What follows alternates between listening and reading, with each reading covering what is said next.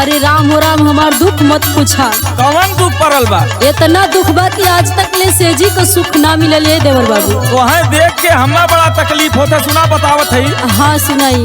कहवा तू जालू बोला भाई हो, हमके बताई देबू भौजी।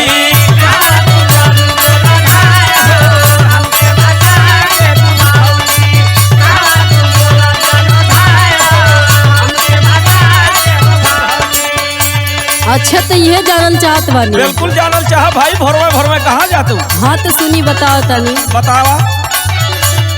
रतिया से जरिया तरसाए हो, सजना पराई गईले देवर।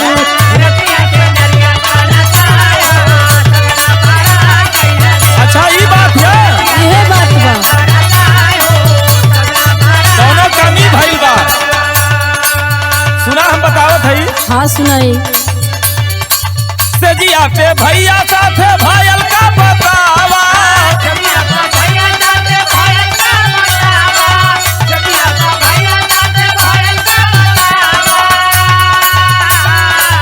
दिहलू मंगनिया नाही लागे तरसावा। सुनत हऊ ने? एकदम सुनो तनी।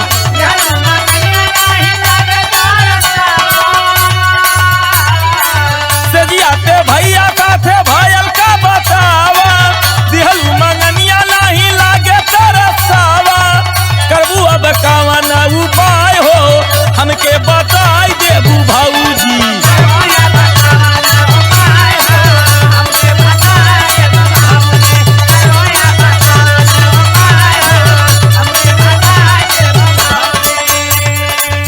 अपने भैया का हालत मत पूछी। हमार भैया बहुत सीधवा हूँ। सीधवा बाड़े ना तो सुनी हम बताओ तनी। सुनावत। कौनो ओझा सो खा के जाए के देखाई।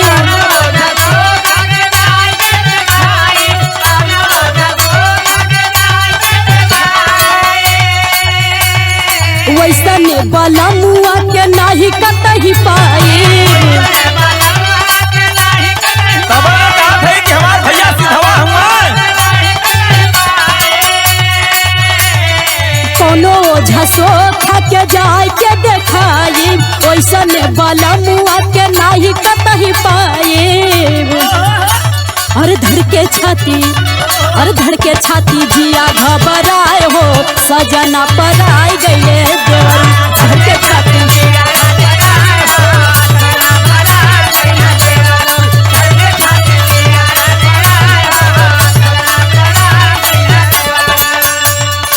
हमें तो लगा था कि भैया के तू बहकौले हो। अच्छा ही बुझात बा। हाँ यही नाते हमार भैया घर छोड़ के चल रहे हमन।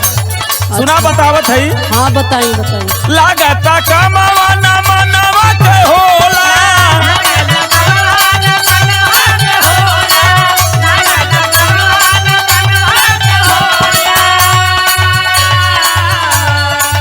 यही से भैया उठाई लिहले झोला।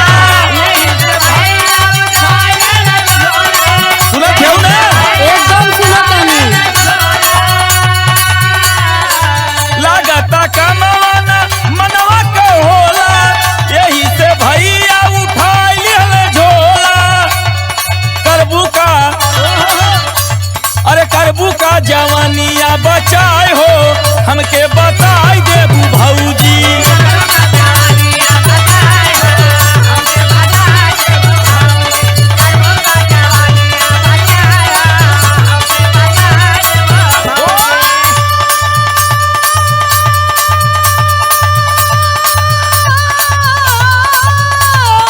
वाह वाह कलाकार।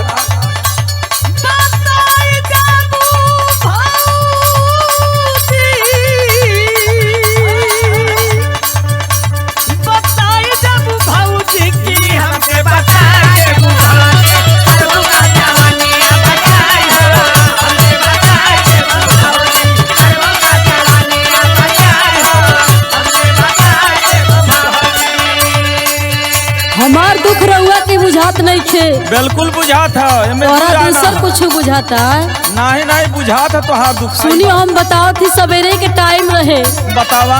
और पोखरवा पे चल गए दिशा मैदान होके, अच्छा अच्छा तबे सुनकर मूड गड़बड़ाइल बा। मूड गड़बड़ा गई लेकिन सोची हम बताओ तनी। बतावा तो। सुना देवरू बहला माँ के खोज के लिए आई,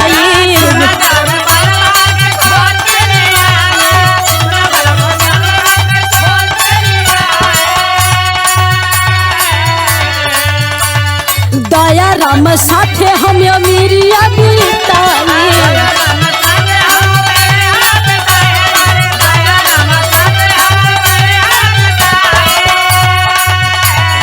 सुना देवरू भला माँ के खोज के लिए आई, दया राम साथे हम अमीरिया बिताई। अरे अर्जुन उत्तपाती, अरे अर्जुन उत्तपाती गईले यार हो, सजना पराई गईले देवरू अर्जुन